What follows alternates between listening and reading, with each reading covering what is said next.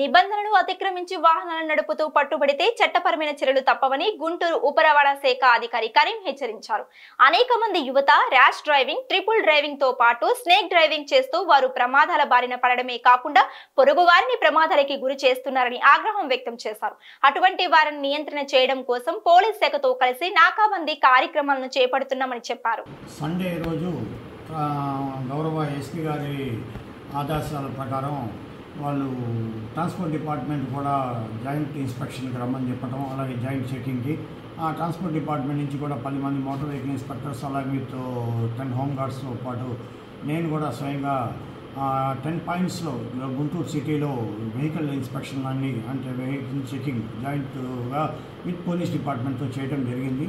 ఇందులో ముఖ్యంగా ఈ ట్రిపుల్ డ్రైవింగ్ లైసెన్స్ లేకుండా వెహికల్స్ డ్రైవ్ చేయటము, అలాగే ర్యాష్ అండ్ నెగ్లిజెన్సీ, అలాగే డ్రంక్ అండ్ డ్రైవింగు, కార్లకు వచ్చేసేటప్పటికి సీట్ బెల్ట్ లేని ఇవన్నీ కూడా ఐడెంటిఫై చేశాము. దాదాపు 200 అబోవ్ వెహికల్స్ చేయడం జరిగింది.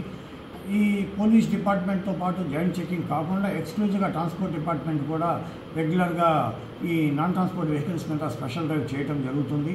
వీటిల్లో ముఖ్యంగా రోడ్ సేఫ్టీ వైలేషన్స్ ఏదైతే ఉన్నాయో డ్రైవింగ్ లైసెన్స్ లేకుండా, అలాగే rash and negligence, triple riding, మరీ ముఖ్యంగా యూత్ ఎవరైతే ఉన్నారో వాళ్ళు స్నేక్ డ్రైవింగ్ లాగా వెహికల్ని ఇన్బ్యాలెన్స్గా డ్రైవ్ చేయటం వల్ల వాళ్ళు డ్యామేజ్ చేసుకోకుండా కాకుండా రోడ్డు మీద పోయే వేరే వెహికల్ పెడెస్ట్రియన్స్ కానీ అలాగే అదర్ రోడ్ యూజర్స్ మీద కూడా ప్రమాదం ఉంది కాబట్టి వాళ్ళ మీద కఠినంగా చర్యలు తీసుకుంటాము. అలాగే ఎస్పెషల్లీ మైనర్ డ్రైవింగ్స్ మీద మేము ఫోకస్ చేయడం జరిగింది.